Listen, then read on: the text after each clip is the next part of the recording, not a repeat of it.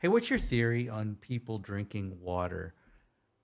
Like, do you understand? Are you aware of how much?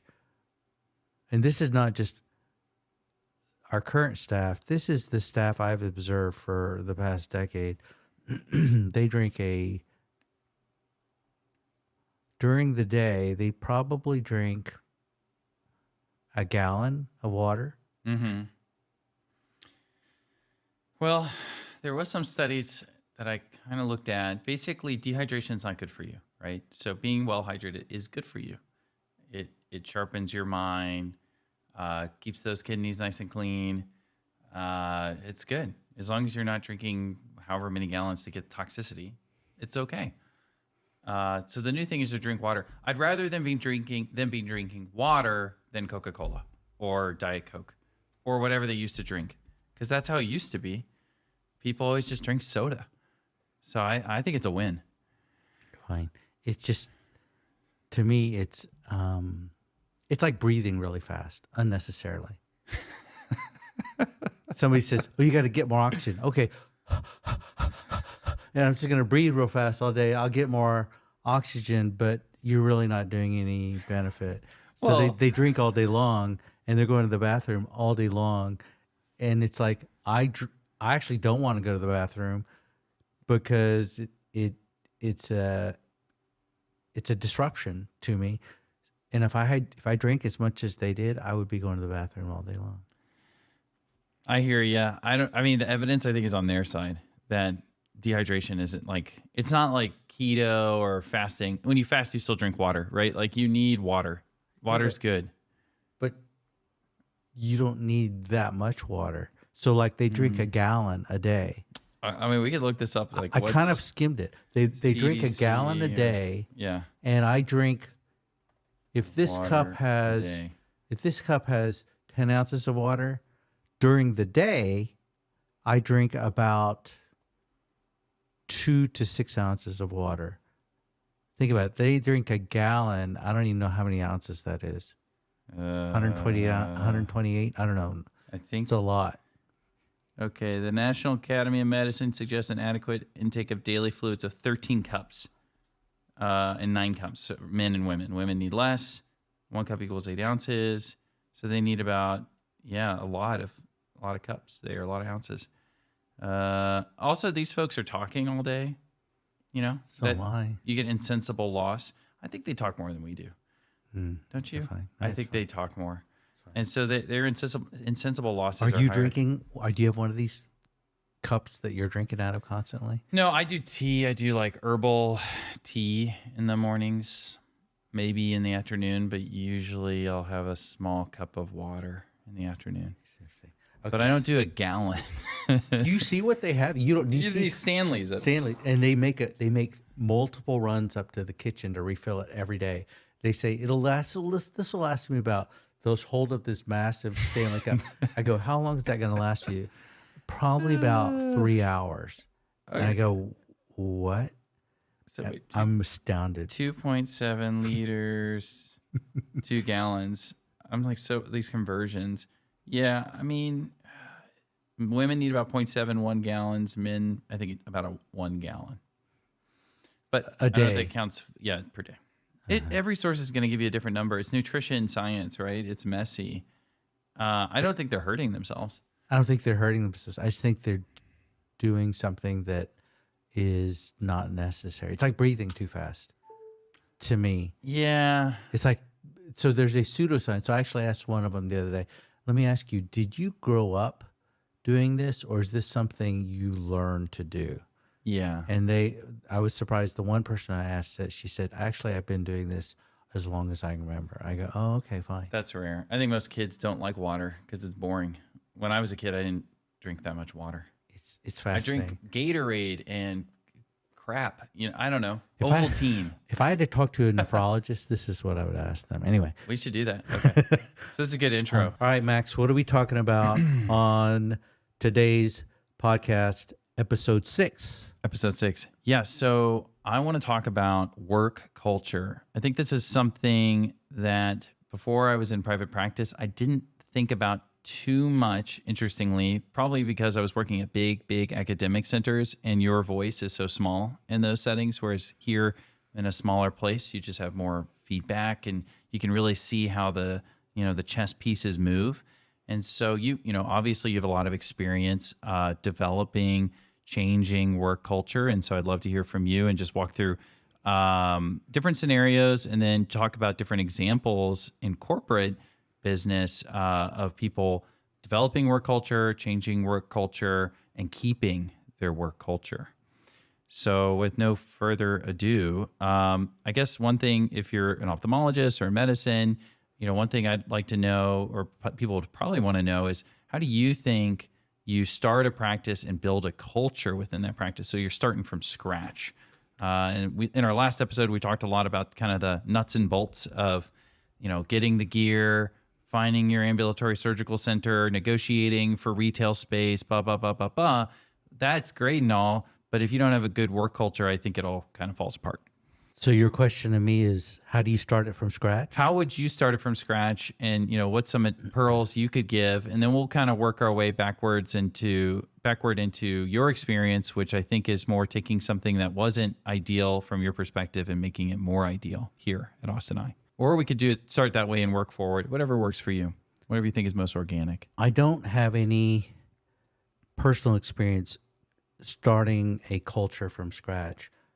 My personal story is, my recollection is on my educational pathway, I identified personalities that I liked. Mm-hmm. Of people who were above me, my attending physicians, mm-hmm. maybe students or residents who were above me, mm-hmm.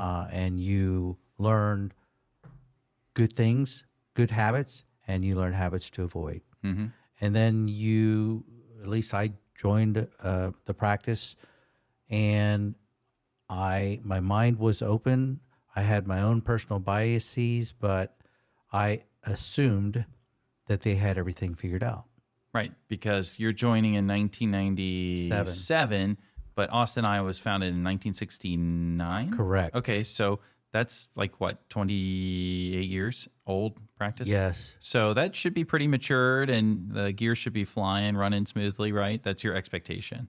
Right, and to me it was, because compared to where I came from, sure, it was better. But over my lifetime, I've learned from mentors, most of whom I've actually just watched online through podcasts or YouTube. Mm-hmm. Hey, these are better ways of approaching other human beings and interacting with them. And that art of learning how to listen, right, communicate. It's even like a video I saw the other day. He said, I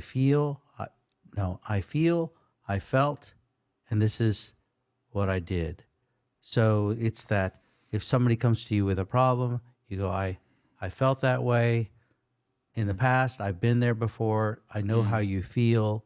And this is what I did when I was in that same position. It's that listening, empathy, but also kind of learning how to engage with people and help solve problems together. Mm-hmm. It's a constant process, but I just learned that online from other people. So it's interesting. You said you took things that you were learning as you were training, and again, you were in academic settings. So these are hospitals, universities, right? And you're learning mostly about the practice of medicine, right? And I guess a little bit about leadership. But then you found, and in theory, these folks maybe shouldn't be as savvy at the business aspect since they're not running it themselves. The university runs the clinic or what have you.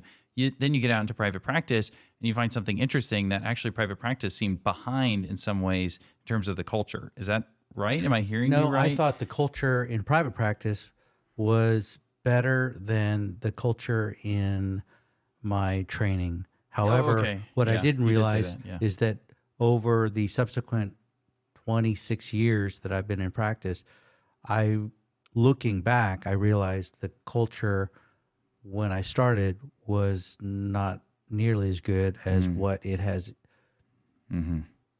developed into over time. But not without a lot of deliberate effort. You're comparing now to then, not then compared to each setting? I got it. I Right, understand. So 2024 is a lot better than 1997. Sure.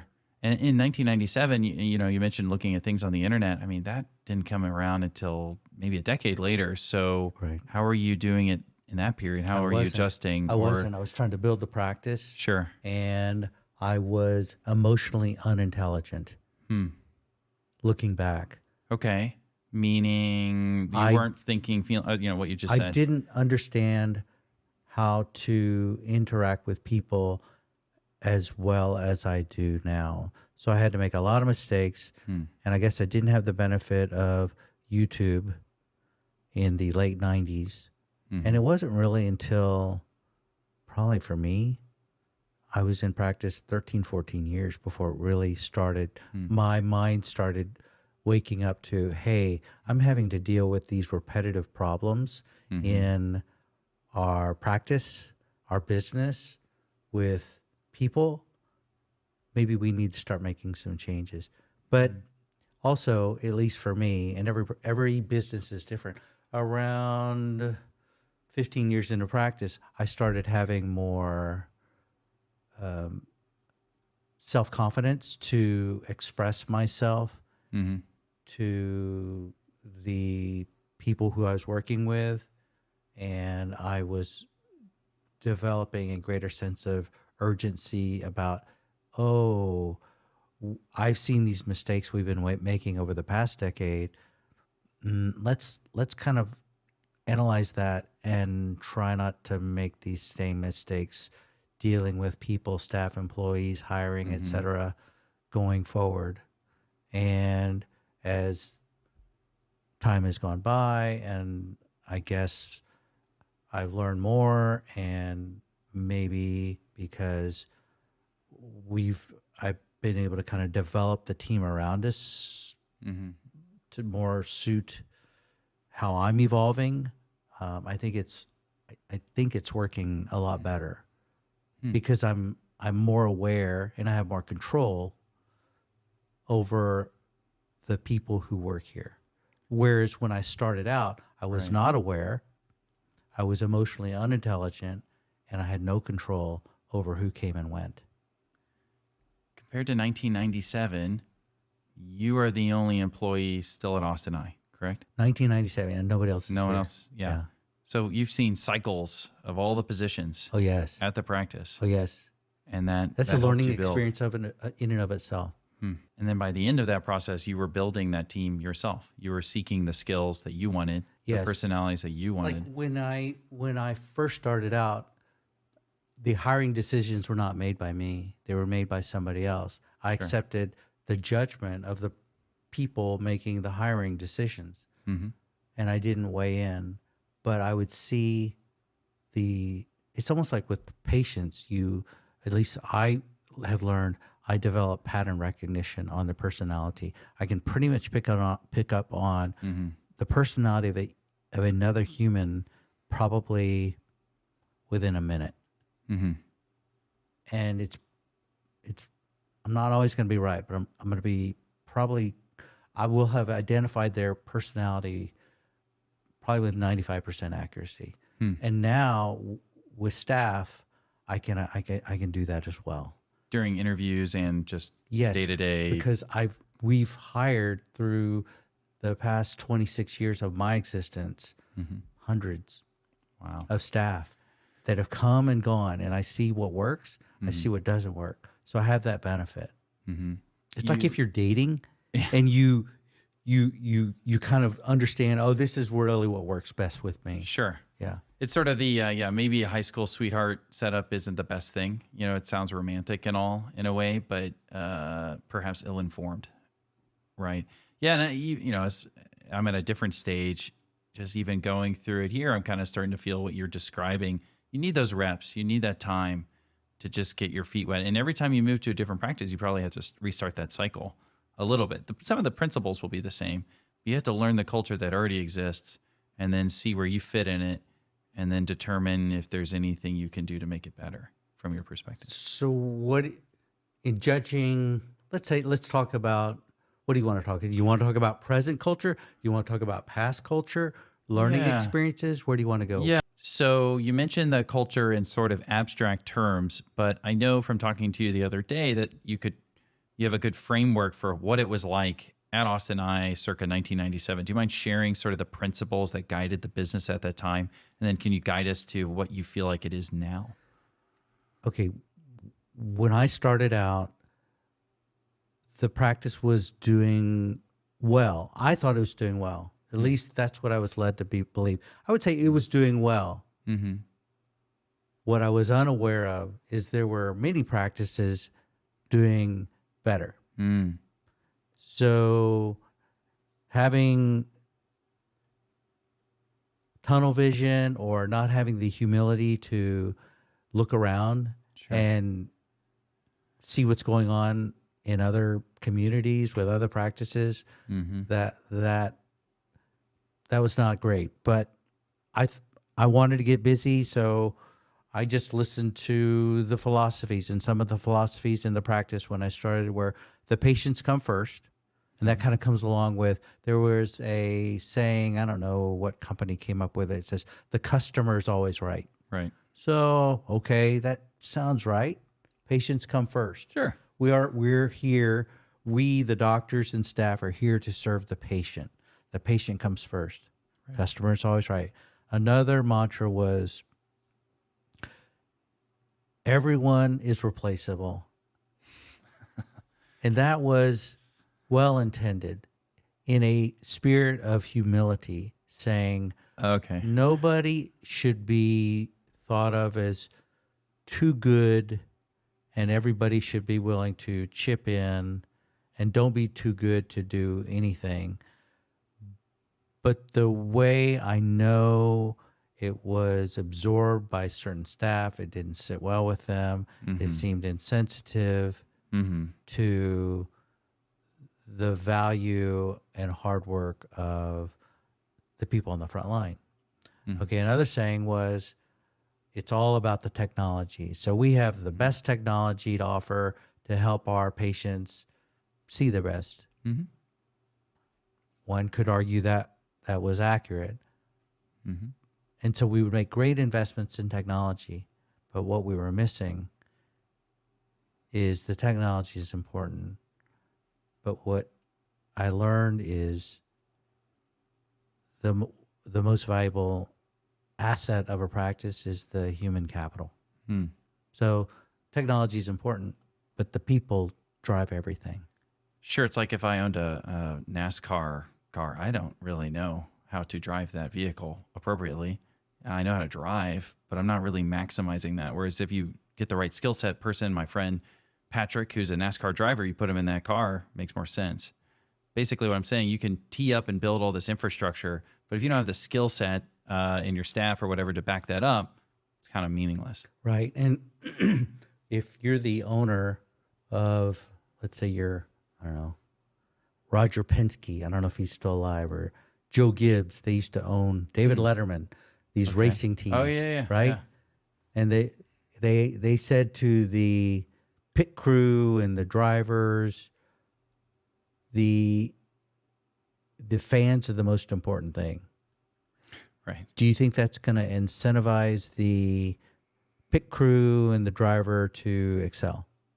No, they're going to make it flashy and look good and slow down, and it'll be about how the car looks, not how it performs, in my mind. In reality, it is about the team. So it's about the driver. It's about the pit crew. If I'm Jerry Jones, is it all about the fans or is it about the players? I would say that if the players and the management and the coaching staff don't feel like they're the priority, they're not going to perform. Mm-hmm. And if they don't perform, then the fans are not coming.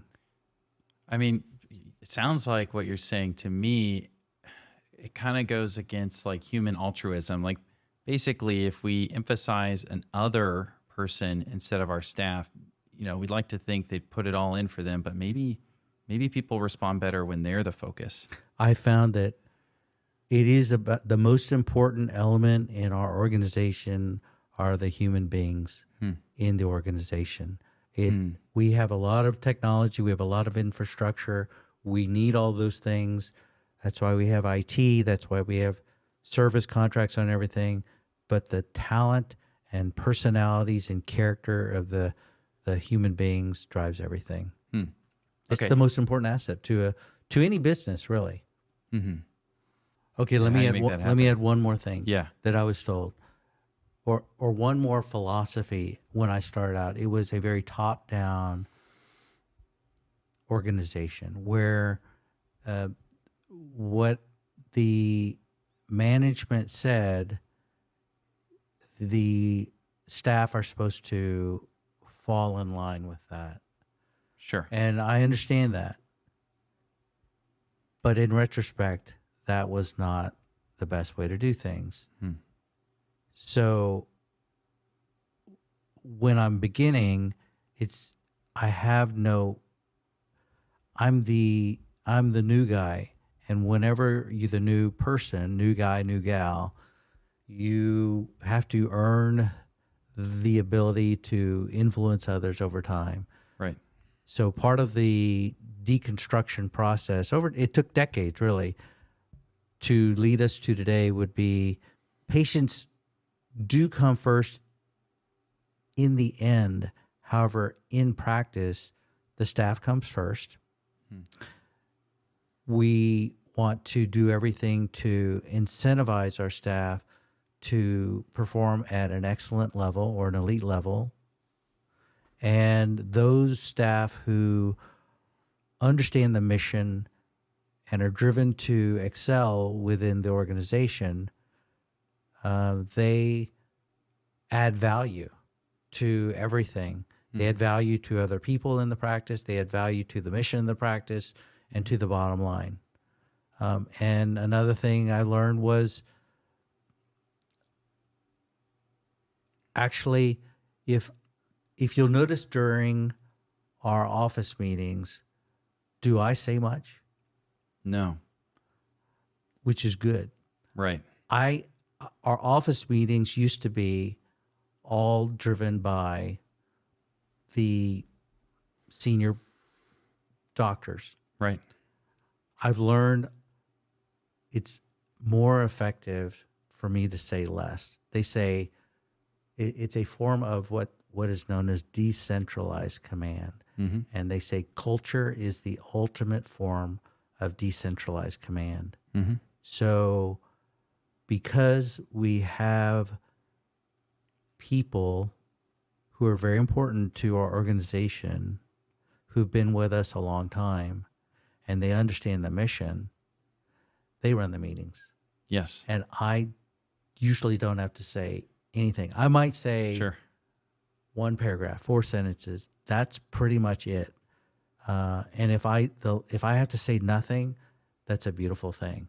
Yes. So I've learned to have the leaders that have proven themselves in our organization over time.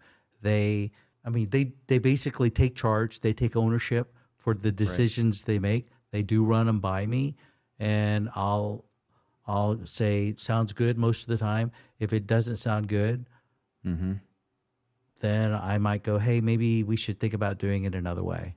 But if they have buy-in on what they want to do, they'll get behind it. It's better than if I say, do it my way. They won't have buy-in on that concept, and they don't feel empowered. So the more I can empower our staff, I think the better off we are in terms of building a better culture. And that takes time, right? You had to train these folks years ago, right? And give them the skills and the confidence and the perspective so that they could do that, have that leadership capability. So how do you do that? How do you imbue them? You identify talent. So let's say there's a person I'm thinking of now in our practice, and she is on top of things. She seems focused, driven, shows a lot of hustle. Patients like her. She seems to have integrity. If that person stays with us, then that person has the character attributes that we want to retain. So we give her more responsibility. We train her to do other things. And if they stay with us, they become more capable. So, the people who are in the leadership positions in our office, they've typically been with us at least 5 years. Right. And they're super capable. You ask them anything, they kind of go, they know Yeah. everything. It's incredible. And that's value. That's super valuable to me. I'll say it. I mean, I'd rather overpay them than underpay them to retain them because they're so valuable. I could, if I were purely numbers driven, I could say, I could, how much am I paying this staff member? Maybe I'm overpaying them. Maybe I can find a younger person and pay them less. I don't really think like that. I think if a person's adding value, they're adding so much value to the business. They more than justify their presence here on a daily basis. But it's up to that individual to prove that every day. And I'll see that over time. They will self-identify themselves. On the flip side, you'll have those people who you can tell they want what's in it for them. And they're typically associated with some element of drama on a recurring basis. And they self-identify themselves. And if I'm about that, I will retain those types of people. But if I'm not about that, those types of people will not likely be incentivized to stay in our organization because we don't share the similar values. Like I know some businesses where every human's personality is different. Sure. A lot of humans are very emotional, as we know. Sure. So think about it. I tend to be more, we're all emotional, but I would consider myself wanting to be more even-tempered, more detached. There's the other spectrum. I'll admit it. I don't go out of my way to recognize everybody's birthday. I don't go out of my way to recognize if you've been here 1 year, 2 year, 3 year, but I'll go out of my way if you've been here 5 years. I'll go out of my way if you've been here 10 years. Some people want to celebrate every day, National Best Friends Day, sister's boyfriend's birthday day, that kind of thing. I don't really, I'm focused on the mission of the organization and I want a good culture, but I'm not hyper emotional. And there are humans who would lead with a lot of emotion and they will attract other emotional people. And I would say good luck to them because it is, I would say it is more of a challenge to work with people on the more emotional spectrum. Sure. And it is less work to work with people who are more even-tempered. That's my thesis, for better or worse. So every organization has its own personality, and that's kind of the personality that I look for. Would you say you kind of said this, but just to clarify, that there is such a thing as constructive drama? You said if the drama matches me or something like that, I get along with that, or not? Is it drama? Is constructive drama just people looking out for the practice? Is that another way of thinking about it? Like, I'm concerned about X. We should do Y. And you think about it and they present it. I would say there is such a thing as constructive drama, but I'm very private about it. Like if I know somebody's having a problem, I won't talk about their problem with other people. Sure. I'll focus one-on-one with the individual who's having a problem, and I want to support that person to an extent. Okay. Yeah. So you can't get involved in everybody's personal life. It becomes overwhelming. Yeah. There's something that we talked about the other day. It's, I think it's from the Harvard Business Review. And the idea is that you want to build psychological safety. So just to kind of talk more about this concept, but there is an idea that you want a workplace where people can share some things, right? You don't want them to be Yes. afraid of their boss or their colleagues in a way they don't feel like they have that sort of safety. Because if you don't feel that, I think that would be pretty distressing that if you couldn't share even something. So how do you balance a sense of psychological safety and traditional professionalism expressed in 1969, which would be like, just keep it to yourself. I mean, how do you There's no easy answer. I'm aware that every staff member, myself included, has personal drama occurring right every half day, 365 days a year. Right. Do I feel the need to share that with any of the staff members? Just on a personal level, I share almost no personal drama about what's going on in my life with anybody in the practice. Mm-hmm. Now, thankfully, I don't have a whole lot of drama, in my opinion. Right. Maybe because I try to be more even-tempered, I try not to have drama. On the other hand, I think that there are people in our office who they're more emotional, and they think that their personal problems it should be shared with their close friends at work, and they feel supported by their coworkers who Mm-hmm. become their friends. Am I okay with that? I'm okay with it. Sure. It's a thing. It's a bonding strategy, right? Yes. And another, just I'm going to drop some corporations that do things, Chick-fil-A, for example, one of their concepts is we're better together. They work together in a lot of ways. Some of it is also about the people's home lives, not all of it, but they also acknowledge that people are human and that it is a business, but there's a human element too. So you have to mitigate or manage that a bit. So this is important stuff. And this is really abstract, and maybe we're going down the rabbit hole here with that stuff, but we can, we talked a lot about that, but what are some of the values you think now encapsulate Austin, or other values that you think encapsulate Austin? I think our staff is good at supporting one another. Mm-hmm. I think it's actually quite good at that. Yeah. But that's person to person. Hmm. The person who, technician to technician or nurse to nurse, they're going to support one another. And that's just good human sympathy and empathy. Right.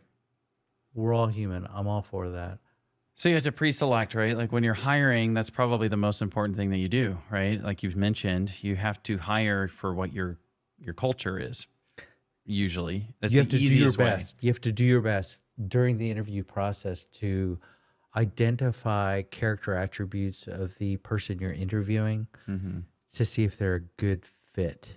Right. How would you detect, not to give away trade secrets, but how would you detect if someone does not have that sort of fortitude and even-keeled nature? Like, is there a question, or is it just the vibe? Like you're talking about, you meet a patient and within a minute you can tell. Do you have something formalized? How do you do that? Or is it informal? It's I think the informal. people who hire here understand the character traits from their own personal experience that have worked out well here. Sure. I think the people who hire here, they have to invest their time and energy interviewing. It's like if you're a residency program director in medicine and you're looking at applicants and you've been doing this for 10 years, based on the ones who came through and what their applications look like, Sure. what actually works and what doesn't work in your particular institution. Well, the people who hire here have hired a wide spectrum of individuals and have learned over time, I think, to be more selective based on what they have found works and what doesn't work. And when they make certain hires, if I don't feel, if my impressions of the people that they choose to hire are not what I love, I'll tell them. I'll tell them I probably wouldn't have hired this person or that person because I want to give them feedback. So the next time they're interviewing, they know to maybe adjust even further. So we're able to kind of fine tune Right. how we hire over time. It's a learning process. So it's learning over time. I guess people could go to school for this. Sure. But we're learning on the job. We're all learning on the job. Right. So, okay.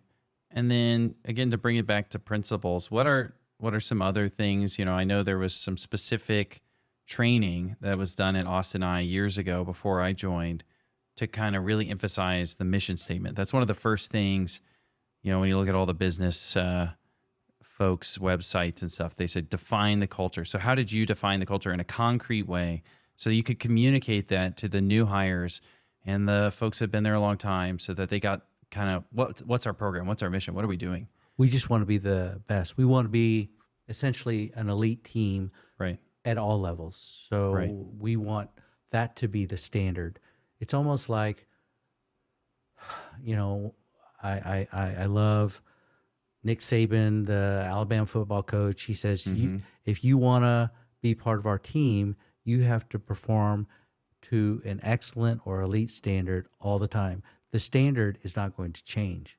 Right. And it's just those people who want to be part of the program need to either rise to that level or they just pretty much will not stay. Right. And that's the standard. So I think our patients want the best care. Right. And I want the best team to deliver that care. And that is the foundational standard. Now we can go deeper. We can talk about character attributes we look for. Well, sure. I mean, you have something over here in front of you. Like these things, I think, are also part of your culture, right? The right Jocko kind of principles. Yeah. Jocko Willink is his team at Echelon Front. They have a leadership consulting business, and they've put together, and I'll share them in the video, the 4 laws of combat, the 5 mindsets for victory. These are based on the lessons that he learned in the military, which applied to business and life. And he said, leadership is the most important thing in business and life. And I really have learned that is more true than not. So even as a friend or a spouse or a parent, your ability to be a leader within those spheres is extremely important. Things that they talk about are a lot of character attributes. Just prioritize and execute. That means you can't do it all. Prioritize what's most important and execute that. Decentralized command. That means build a good team around yourself such that you don't have to do everything and your team feels empowered. And encourage everybody to make tough decisions as long as it's in line with the mission of the organization. Simple, which is, you asked me what we're all about. We want to be an elite team at all levels. Sure. So if I want my eye surgery, I want to go to that practice because they have the best. Right. If I want to play, we'll say because we're in Austin, Texas, if I want to win a national championship in football, I want to play for UT because they have the best talent. They have the best coaching staff. Sure. They have the best facilities, the best alumni and fan support. We want to develop that within our own culture and organization. Cover and move is another law of combat. That means if you're out, I cover for you. If I'm out, you cover for me. But that means we have to empower one another, cross-train, build one another up. Don't operate just, that's not in my job description. That crushes me. If somebody says, when somebody is able and capable of performing a job, Right. but they are unwilling, that's a deal breaker for me. So if let's say I need your help, and you go, that's not my job, but I know that used to be your job, and you know how to do it, and you say, I'm not doing that. Sure. Maybe you're not a good cultural fit for our organization. Sure. Because you're more about self rather than helping others. Right. Which is another tenet. It's always be humble enough to think like you're not too good to do anything. So in our office, literally, if the toilet gets clogged and I've got to reach my hand in and pull out stuff to unclog it, I'll do it, because sometimes you have to lead, and sometimes that's what a leader has to do. Sure. They have to do the things that nobody else is wanting to do at that time.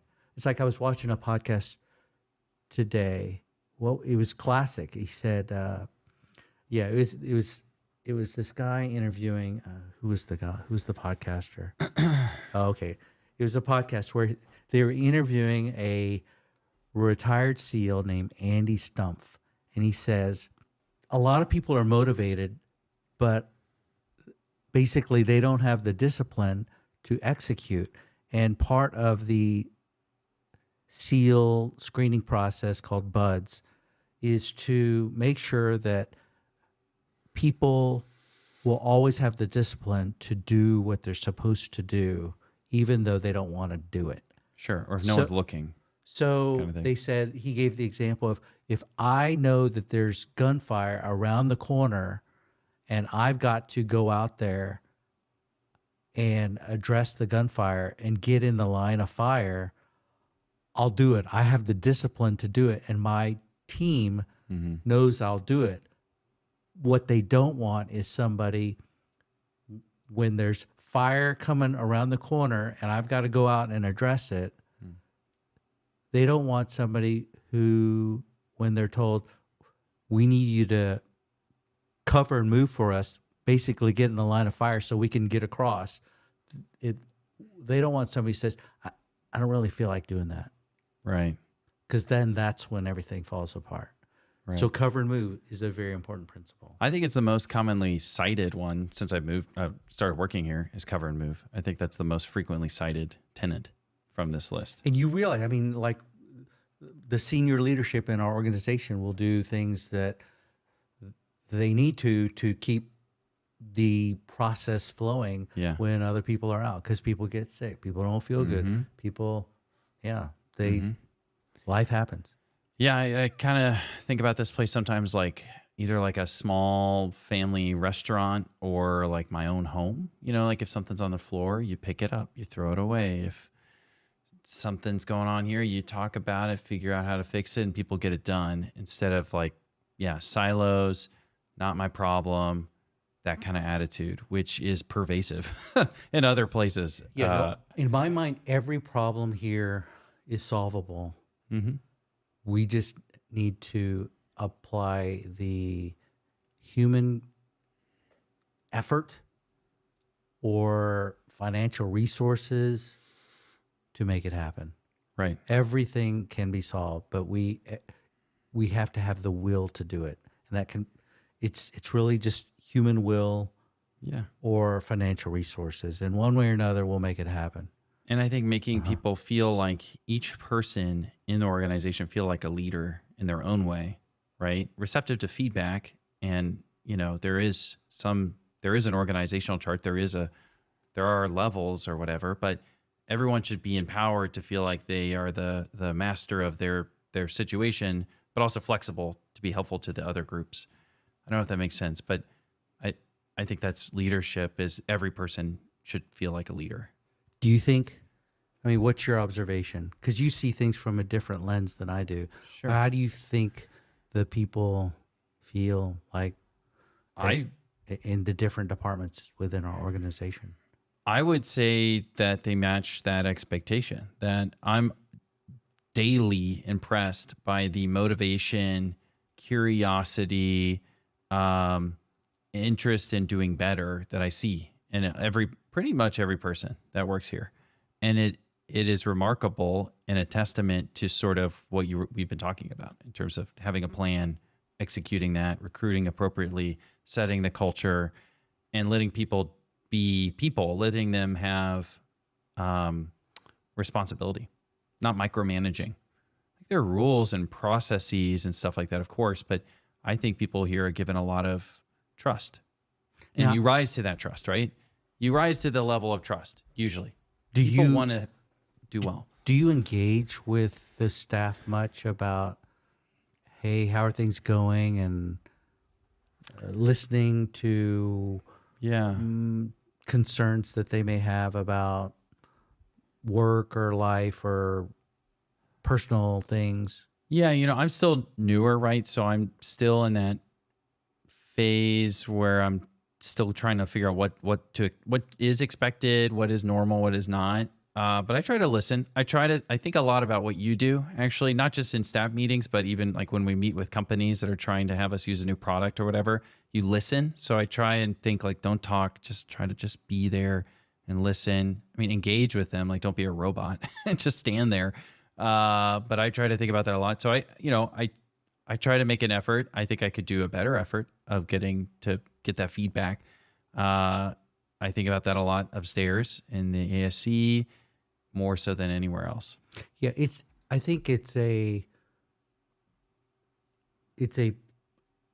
we should feed off one another, where the more we can be on the same page in terms of how we do things,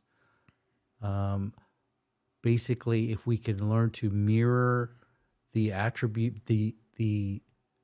like if you have better attributes in different areas than I do, then I should steal those. Right. And if I have better attributes in areas that could benefit you, you should steal those. Right. So basically, our goal is that if we can all have the curiosity and drive to put those best attributes together in our composite personality, that's everybody wins. That's everyone is replaceable, but spun to a more productive light. No one's right about everything. No. So everyone has something that they're right about. And so you should be open to other people and their ideas. Right. I've learned that I don't think I'm 100% confident about anything. So I am willing to listen to everything. Now I have my own, I guess, sensibilities. Sure. But I'm open to being wrong about everything. I'll share this. Yeah, this is personal, but there's someone very close in my life who one of their sayings is, "I'm always right." And people that are close to them echo that sentiment. That person is always right? Always right. Ooh. And that really chafes against me as a person. I've never felt that is not, I don't think it's productive at all. And every time I hear it, I kind of just wince a little bit. So that that person actually says they're always right. Yes. And then a very close person to them also in my family agrees with that sentiment, further boosting the ego of the person who thinks they're always right. Talk about an echo chamber. Yes. And so I sit there and you can't argue with a person who always thinks they're right. And so it has its, you can see its fallout, when you have that kind of philosophy. The ego. How important is the ego? You need confidence. Confidence is key, right? And part of that is having a healthy sense of self. And I guess you could call that ego. But a healthy ego that's confident understands that is flexible. I think there's confidence in being flexible and being dynamic and rising to that adversity. That's how I think about it. Do other people see that person who thinks they're always right, and do they find that admirable? No. Do you see it when they are around other people that other people realize that that person thinks they're always right? Yes, but because of how old their bonds are to these other people, it's unbreakable, right? Like if you've been around them since you were little kids, can't just break it off at that point. If it's been decades, right? At that point, you guys are set. Like, okay, I've kind of accepted this person. But I think for newer people, if you were to spend enough time in that situation around that kind of energy, I think I've seen that it doesn't pan out well. Like it's hard to really build a bond with someone who has that opinion. Now, hold on, before I go too far, I'd say this person says that maybe behind more closed doors Yes. with family, Yes. not to every person they've ever met. Do you think when somebody walks into a room and they think and behave like they're the smartest person in the room, do you think other people can recognize that? Yes. How do they? And then, okay, I agree with you. Yeah. Um, But here, thinks, that was the key word, not know, right? They're wrong. yeah, nobody's the smartest person in the room, basically. No, never. Well, okay, they might be smart about something, but not everything, like you're saying. You're going to have your weak points. So there's always a gap. You're not perfect. And so if you think you know everything about everything, you're lying to yourself and you're kind of a fool because you're missing out on so much growth. I feel some degree of sympathy for the person who thinks that they're the smartest person in the room. I think I call them lacking in emotional intelligence. They don't understand how I would say they don't understand how a majority of people think. Because I don't think a majority of people really, I think a majority of people can see the ego in somebody who would have that attitude. And it's also a defense mechanism. I think it's a fragility. I think that's a weakness, right? To believe that because you feel insecure.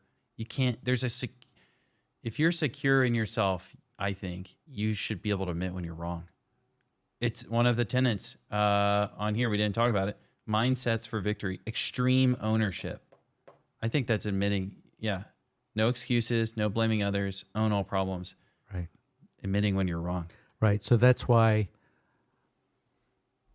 quite often when I do watch politicians speaking, how often do they take ownership of the problem and go, yeah, that was my bad, my fault. Yeah.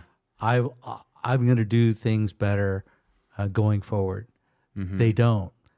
They blame. Sure. They point fingers, and it's somebody else's fault. And ultimately, nothing gets solved because they're not owning the problem, which speaks to another core attribute of people that I admire. It's humility.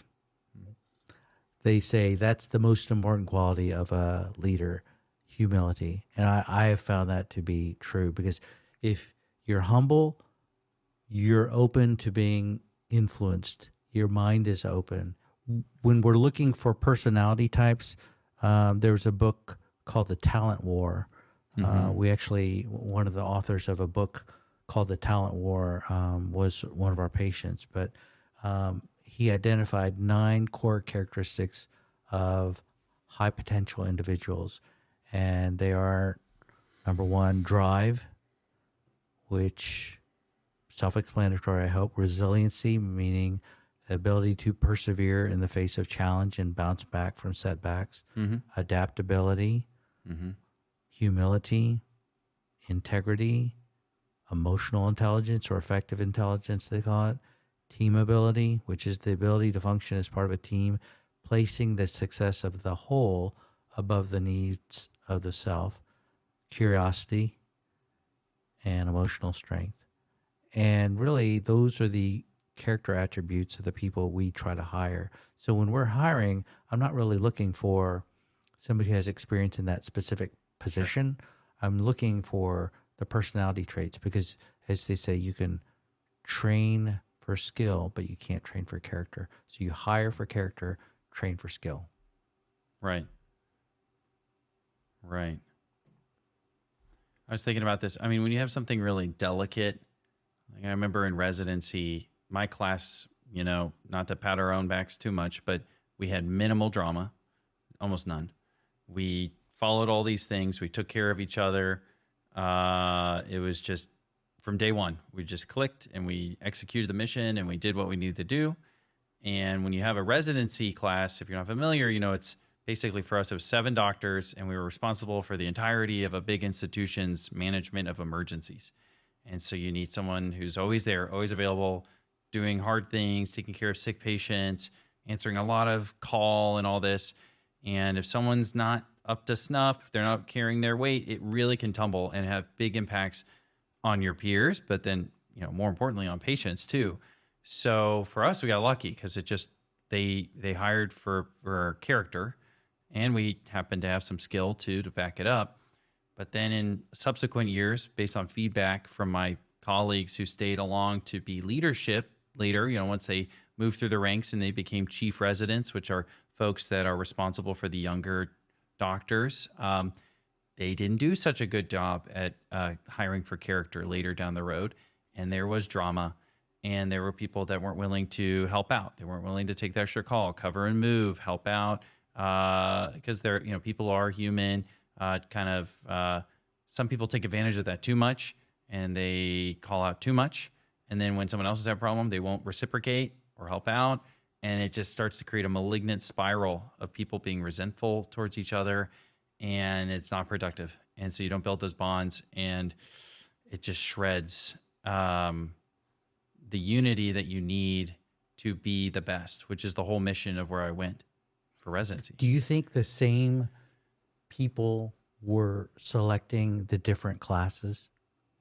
Or was it different people selecting different classes? Oh, man. Okay, different people. The leadership changed. And so they started seeking different features and different characteristics. It's the learning. And the culture took a dive. Now, every culture thinks that their culture is the best, right? These young kids, whippersnappers, don't know what it's like and all that. I think that's a natural human behavior, but we're talking a matter of 3 or 4 years age difference. So kind of similar I think people. In any, at least in the residency training programs, I think the residency program directors do change over time. That's a maybe a 4-year position in academic centers. For us, it was our person had been there, Dr. Getty had been there for like 20 years. As the residency program director. Which is unique. And he was the one involved with your year? Yes. And then a few years after that, and then he stepped down and traded it over to some other people who are very good, but they have a different set of criteria. And they've got to learn. They're going to make mistakes. Sure. They're starting from scratch. That's true. It's just like when I was starting from scratch, I didn't know as much either. Or maybe they think there's some inadequacy in the way that Dr. Getty was. They might have a different vision, right? And that doesn't necessarily mean it's wrong. Maybe there's some strengths in what they see. I don't know. It's not a perfect process because you can have it all. You can have very experienced people. Let's say Dr. Getty and his team were really proficient in what they did. They still won't get it perfect. Oh, no. But they'll probably get it more perfect than people who are starting with less experience.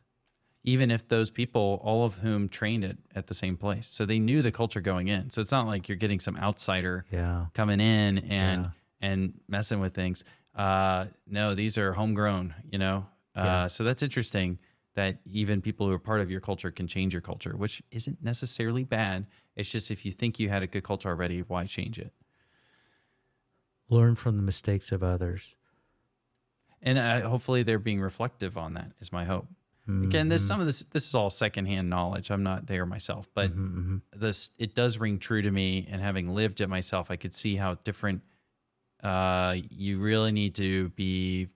You need to be a supplicant person. You need to do, what they call servant leadership. You need to be there to be helpful, be available, being there, and your whole self being there mentally. And if you have a crew that you bring in and they're not there mentally and they're not ready to play, you're not going to win.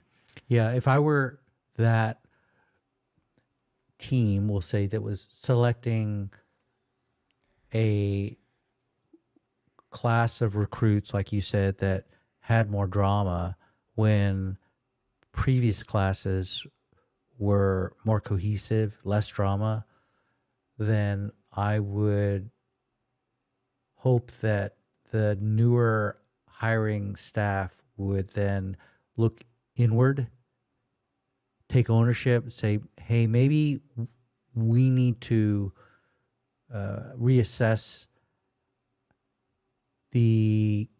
how we hired or how we recruited people and what character attributes we prioritized in our selection process, our interview process, and maybe ask our predecessors, hey, what did you do to avoid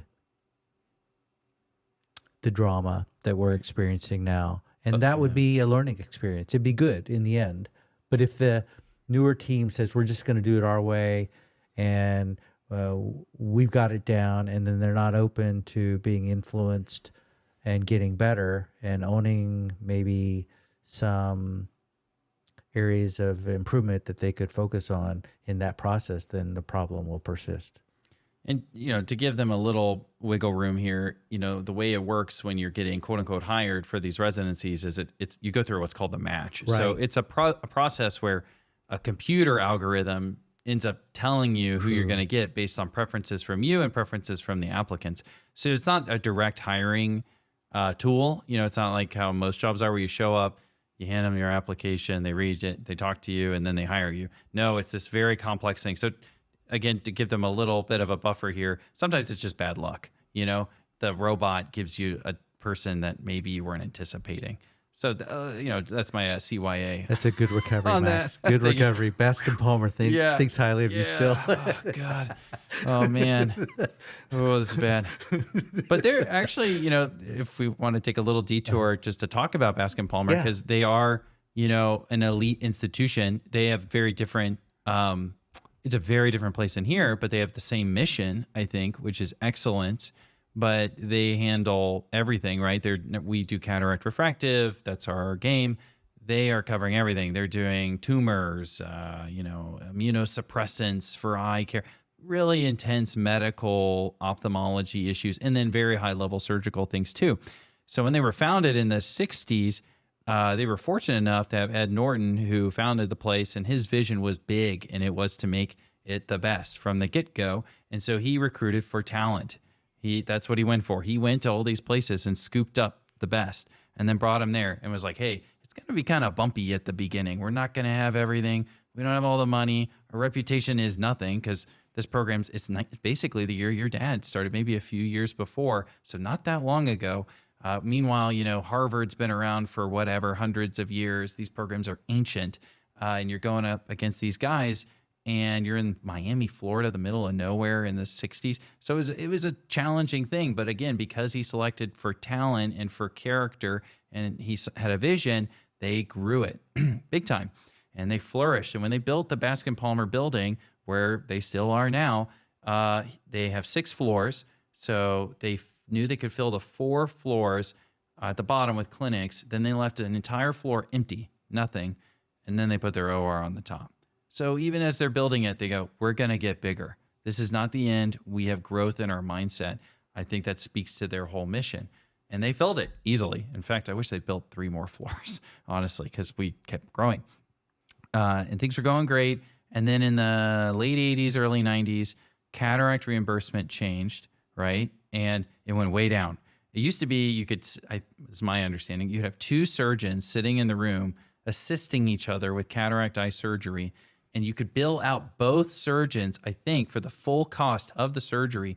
And basically, you're getting double for one eye. Does that sound accurate to you? I think there was a surgeon fee and a surgical assistant fee. Sure. And I'm not sure about the 2 surgeons, but there was definitely a surgeon assistant fee. So that was a thing. And the reimbursement for cataract surgery in 1970, $1980 was $2,000 to $3,000 per eye.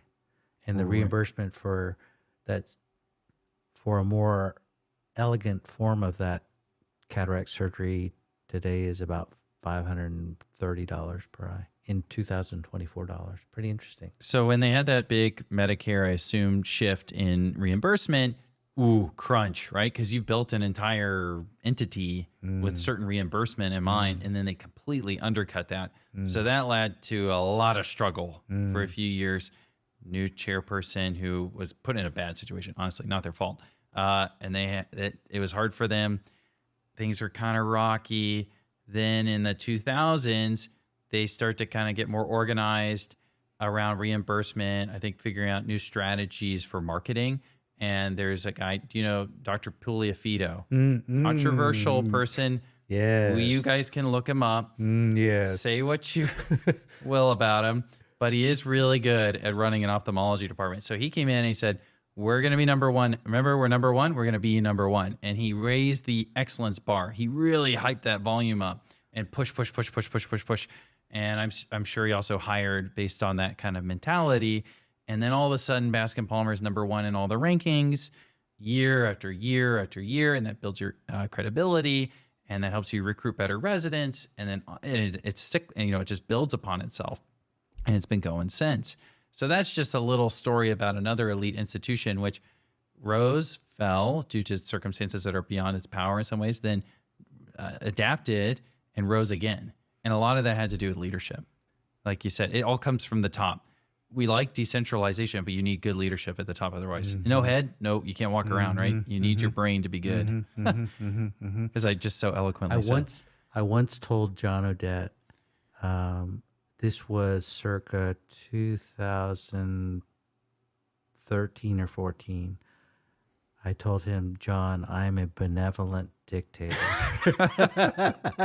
Meaning, I will do what the team wants to do, basically. Sure. I am open to being influenced. Sure. But I want high standards. That's basically it.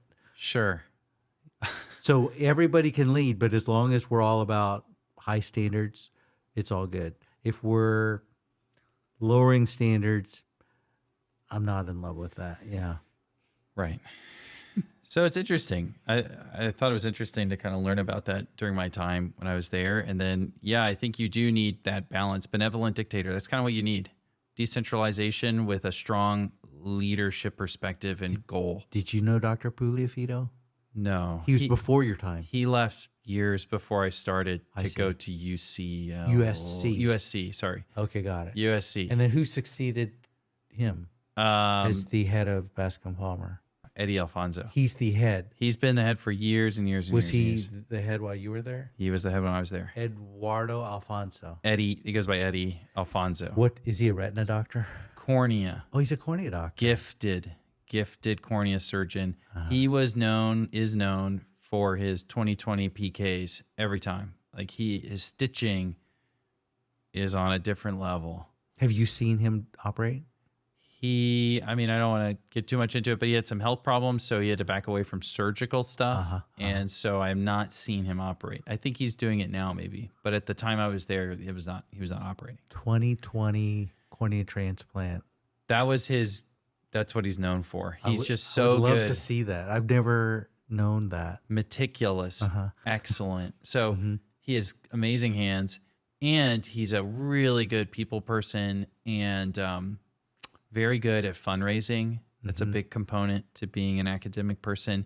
Bascom Palmer runs on donations. We have lots of endowments, and that comes from handshaking and being out there and outreach and working on getting our reputation up. And he's very gifted at that. So one of these days, I've never been to Bascom Palmer. One of these days, there should be an meeting in Florida. Yeah. You need to go and give me a tour. Let's do it. Yeah. There are meetings all the time. I'd be happy to take you. I get them. I get the emails, and we can go to the Palace. This is the Palace of Austin, Texas, where we're sitting right now at Austin Eye.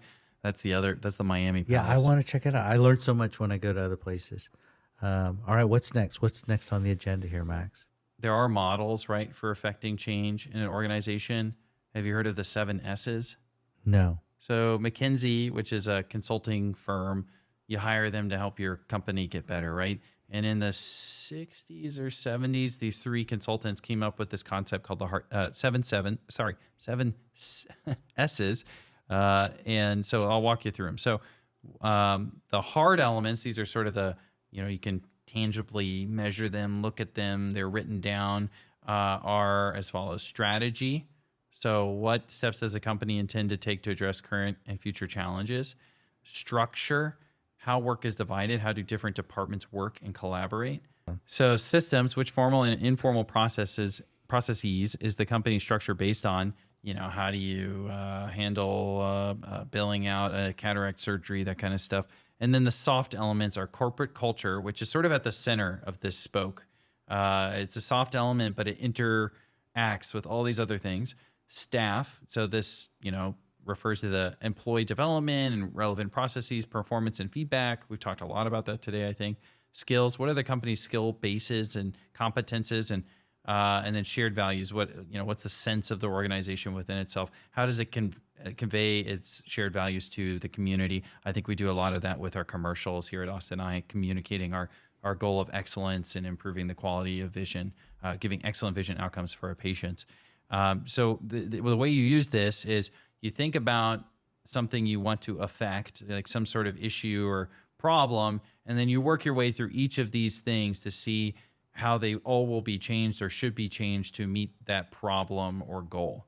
So let's say you're having a problem with strategy. You need to sell more XYZ. So then you look at your different components. You just think, okay, if I make this strategy goal, what do I need to change in my structure, my skills, my staff, my shared values and systems, or corporate culture in order to get that done? It all interplays together. So it's very complicated, but it's sort of a way of visualizing problems and executing on them. So I thought that was very interesting, very businessy sort of thing that I need to learn more about. I don't think either of us took any business classes as undergrads, as far as I know.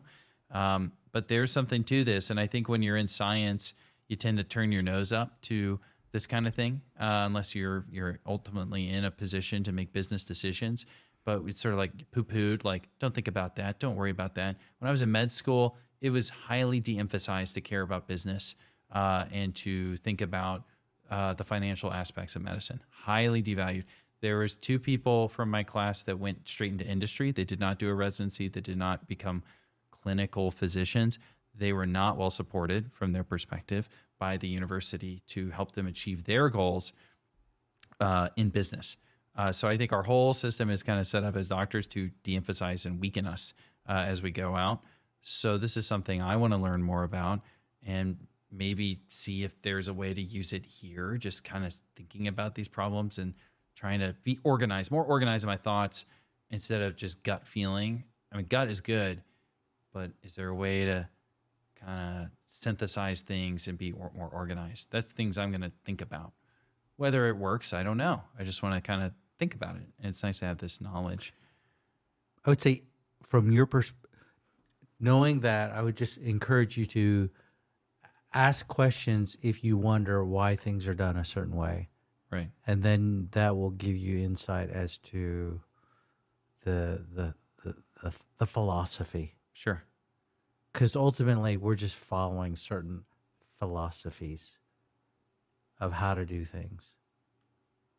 And we can go into that offline. But one thing this is a small thing, has not so much to do with well, in a way it does have to do with our mission statement, is that, things cost money. So there's a new lens coming out from Bausch and Lomb.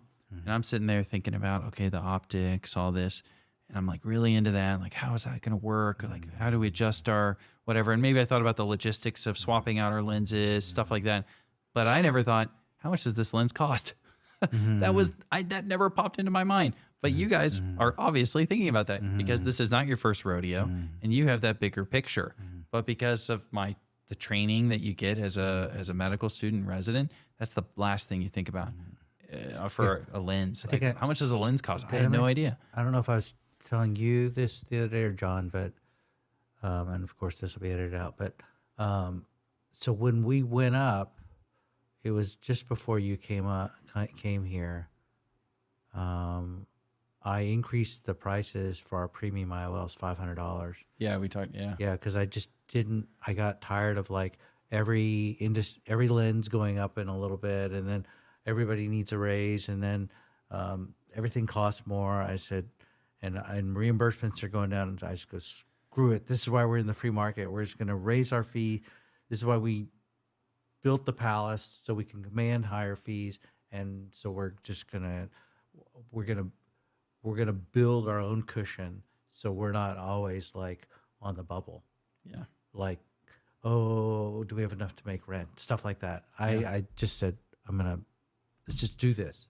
But then we've got to execute. That's why everything has to be like good. Hey, I don't want toilets overflowing. I want professional people at every touch point. I want everything looking just right. Anyway, but yeah, we think about this is obvious cost. stuff when you're a business person, but as a doctor, you're just not trained to do that. So anyway, I just kind of see these discussions as very useful, and it's good to see some of the practical models and think about it. I mean, ultimately it does the culture drives the mandate. Our mandate is excellence, and we build the culture so that we can be excellent. And so I think we could probably wrap it up here, unless you have another thought. I don't know the structure of the episode entirely, but I learned a lot from, and I'll share it again, this graphic from Echelon Front, and it was created by Jocko Willink and Leif Babin, and Leif actually came here, and we actually had a little post that he was willing to share on Instagram because we helped him see better. And when I learned how well Jocko could communicate and convey a point on how to work with people and be a better leader, that resonated with me. And part of the art is, if I believe something, how do I get my leadership to get buy-in? yeah. And I thought to myself, it's really not something I can tell them.